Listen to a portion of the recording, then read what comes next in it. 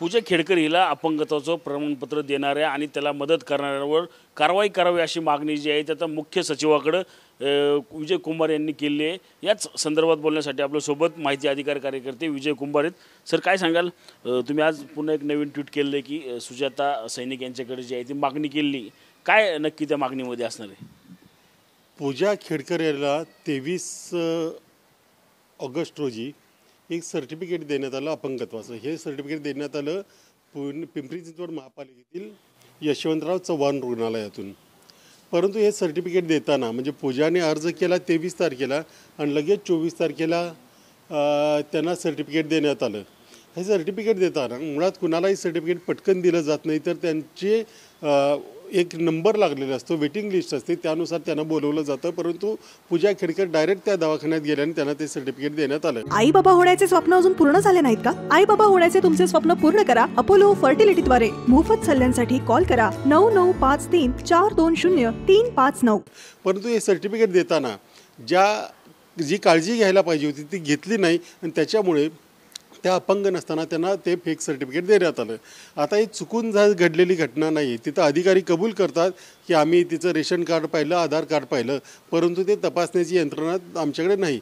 हे मान्य आहे की त्यांच्याकडे तपासण्याची यंत्रणा नसते, परंतु पिंपरी चिंचवड रुग्णालयाला ज्यांचे प्रमाणपत्र देण्याचा अधिकार आहे ते फक्त या एरियातील लोकांनाच देण्याचा अधिकार आहे।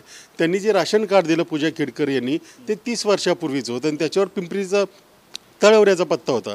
परंतु त्यांनी जे दुसरं खरं तर इथं फोटो ID तपासायचा असतो, परंतु ते न तपासता त्यांनी राशन कार्डवर दिलं। आधार कार्ड तपासला असं म्हणतात, परंतु तिथंच त्यांचा खोटेपणा सिद्ध होतो, कारण रेशन कार्ड आणि आधार कार्ड यांच्यावरचे दोन्हीकडचे पत्ते वेगवेगळे आहेत। याशिवाय त्यांनी जो MRI वापरला तो खाजगी डॉक्टरचा वापरला। बरं, या सगळ्याची गरज नव्हती, खाजगी डॉक्टरचा MRI वापरला, तोही त्यांच्या कागदपत्रासोबत जोडलेलं नाही। हे सगळं म्हणजेच MRI नसताना त्यांना प्रमाणपत्र देण्यात आलं। ह्या सगळ्या गोष्टी ह्या पिंपरी चिंचवड रुग्णालयातील डॉक्टरांनी पूजा खेडकरशी केलेले संगनमत दर्शवतात।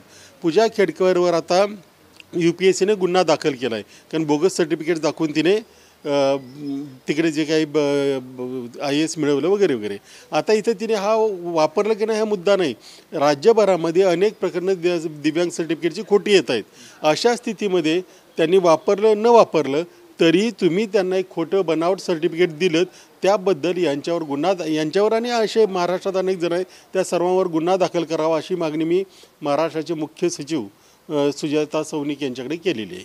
आता म्हणतं की MRI त्यांनी पाहिला नाही, मात्र काल आयुक्तांनी एका पत्रकार परिषदेत सांगितलं की MRIची त्या ठिकाणी गरज नव्हती, दुसरी देखील अन्य यंत्रणा त्यासाठी होती। मुळात आयुक्त त्यांना का वाचवतायत हे न कळणारी गोष्ट आहे। खरं तर अशा प्रकरणामध्ये IAS अधिकाऱ्यांनी अत्यंत स्वच्छ असलं पाहिजे, त्यांनी आपल्या अधिकाऱ्यांना पाठीशी घालता कामा नये।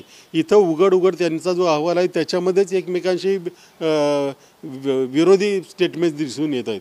कशाला तुम्ही राशन कार्ड बघितलं, तुम्ही आधार कार्डही बघितलं आहे, मग हे एवढे MBBS डॉक्टर आहेत त्यांना तेवढं वाचता आलं नाही की इकडचा पत्ता वेगळा आहे, इकडचा पत्ता वेगळा आहे।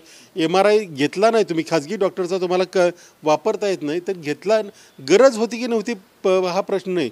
तुम्ही त्याच्यामध्ये या खोट्या कागदपत्रांचा वापर का केला?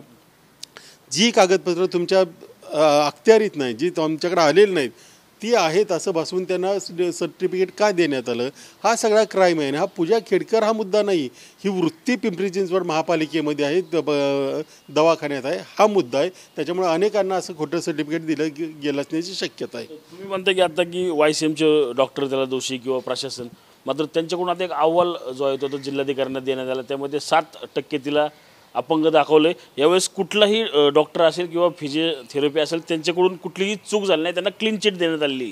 तीच क्लीन चिट देतानाच त्यांनी जी परस्पर विरोधी विधानं केलेत ना, तेच मी सांगतो, क्लीन चिट देताना सुद्धा इतक्या चुका केल्यात ना की यांना किमान शिक्षित आहेत की नाही एवढा प्रश्न पडावा, अशा चुका त्यांनी केलेत।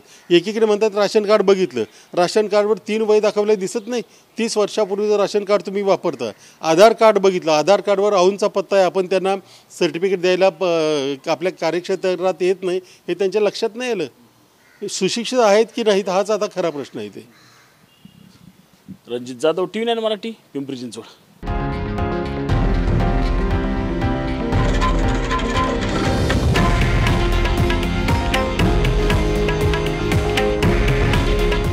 हे आहे देशातील नंबर 1 न्यूज नेटवर्क आणि आपण पाहत आहात TV9 मराठी.